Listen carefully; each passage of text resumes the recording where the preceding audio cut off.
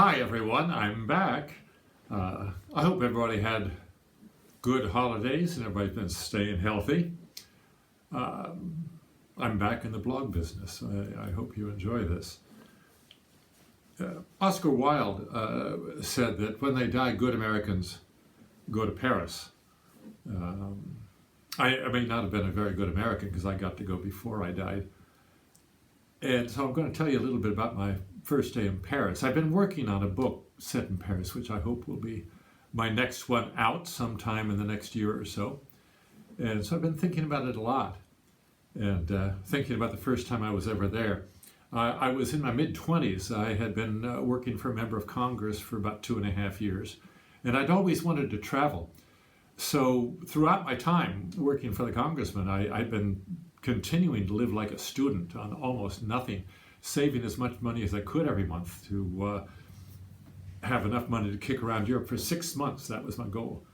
And I would talk about it with the other staff members, and we'd have fun thinking about it, and they'd recommend things that I should do and see. But it wasn't until I bought the ticket about a month or so before I left that they said to me, "Oh, you're really going to do this?" And I thought, well, yeah, what do you think? I've been kidding this whole time? And so I flew to London and bought a bicycle there, went around Britain for about a month, enjoyed it greatly. And then I was going to skip France. I had been told that the French aren't friendly to Americans and I'd be better off going somewhere else. But I've never found that to be true. I spent a lot of time in France. And, Parisians are a bit rude, but, it's a big, fast city. They're not very nice to each other. They're not picking on us.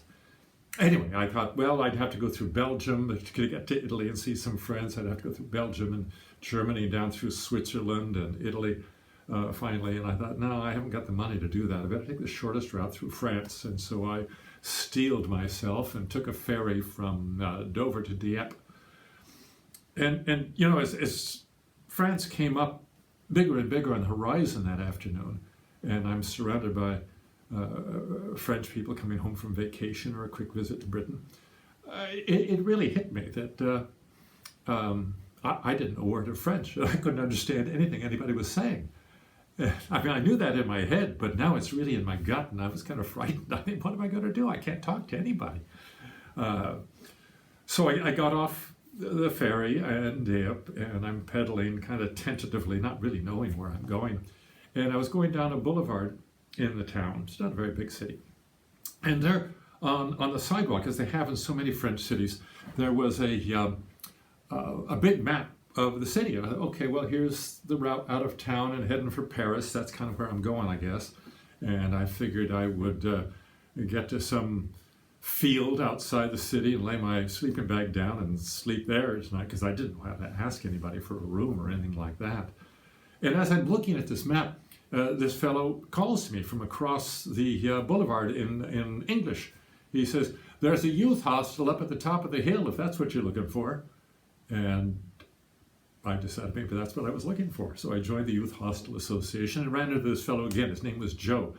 I suppose about my age, mid to late 20s.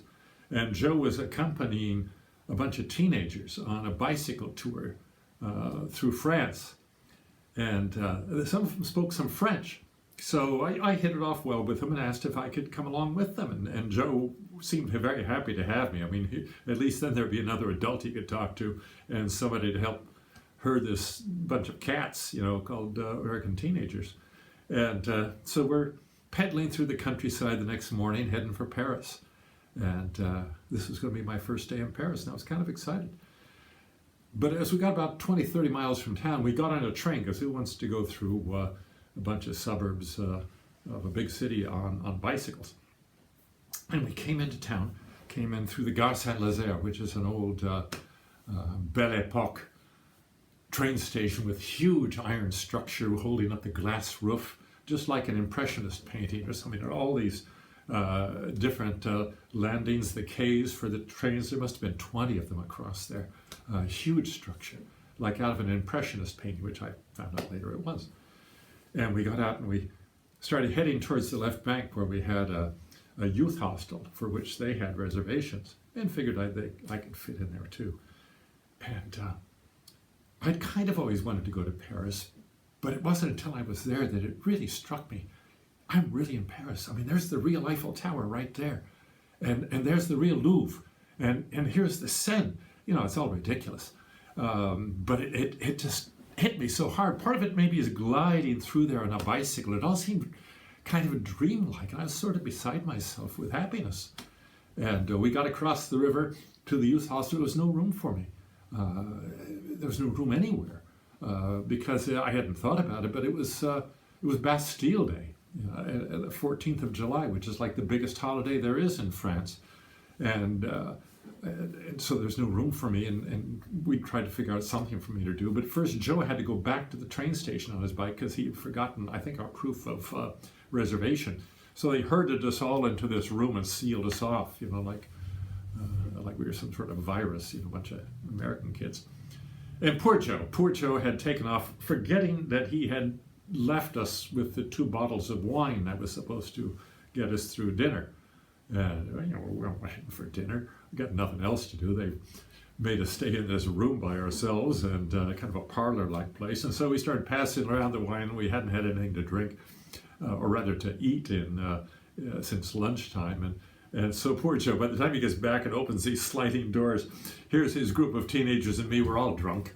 And I've often wondered what was going through his mind. Like, what am I going to do now with this bunch of drunken Americans? But as I say, it was Bastille Day. And everybody's drunk, so we didn't stand out at all.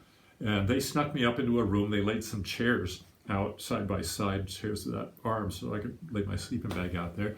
But there are things going on. It's Bastille Day. And it's raining like hell, but nobody cared. And right near us was a very old square called the Place Contrescarpe. And I suppose it's a couple hundred feet on each side in one of the old parts of the city.